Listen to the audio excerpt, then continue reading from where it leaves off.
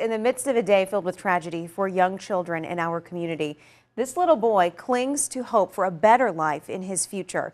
For the better part of 2 years, a St. Louis family has watched their young son cling to life. Diagnosed with a rare lung condition, doctors say a transplant is his only hope for long-term survival. News 4's Mike Colombo shares the story of that little boy, his family, and their journey to a new life. Few things in life are more peaceful than a sleeping child. Their little lungs inhale life and exhale hope.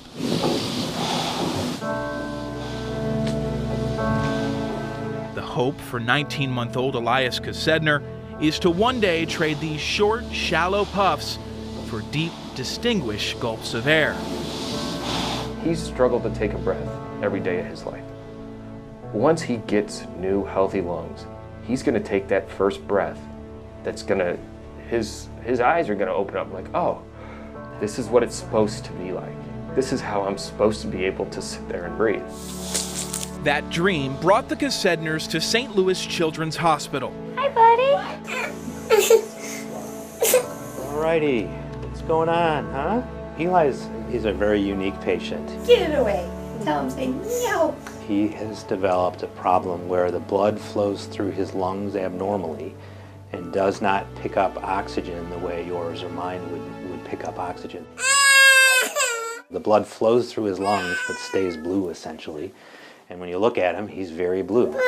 Doctors diagnosed Elias with pulmonary arteriovenous malformation, a condition that may have quietly killed him just weeks after birth, if not for mother's intuition. The night before, I noticed he was having trouble nursing, and she took a look and I said, he looks really blue right here. I thought maybe bruised himself or something, and she put a pulse ox on his finger, which measures the count of oxygen in your blood, and the machine popped on at 62, and they thought the machine was broken. After 3 machines, we figured out it wasn't the machine, and we were in a ride to Cardinal Glennon. Nearly 2 years since that fateful day, the origin of the disease remains a mystery.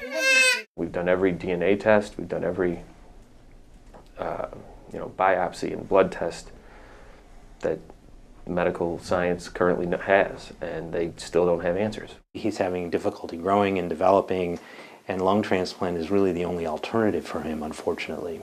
The path to a lung transplant can be fraught with frustration and fear.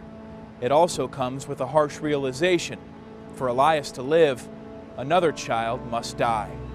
We're really dependent on a child of similar age going through death in a way that they can donate lungs. And the lungs have to be healthy enough to sustain the process of coming from someone who's died and going through an operation and going into a child who's very sick. When a match is made, the Kosedners will get a call. They'll have an hour to get to the hospital. To prepare for that scenario, Kim took a sabbatical from her teaching job. But with an $800,000 medical bill on the horizon, finances are tight and fundraising is a necessity. Friends and family are chipping in at every turn, and the Kosedners are now receiving help from the Children's Organ Transplant Association. Our goal for him is to try to give him a normal childhood, at least for a while, and see where it goes. You know, if it's meant to be, it'll work, and if it doesn't, it doesn't. There just has to be more to his life than just this. On Thursday evening, July 30th, the Kosedners' phone rang. Elias's new lungs were on their way to the hospital, and so was he.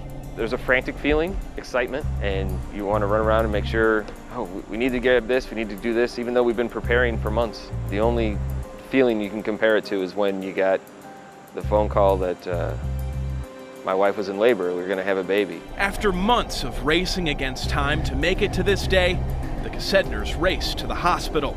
Elias entered surgery just before 2 a.m. As Paul and Kim sat in the waiting room, the clock once again was their enemy. We were the only 2 in there.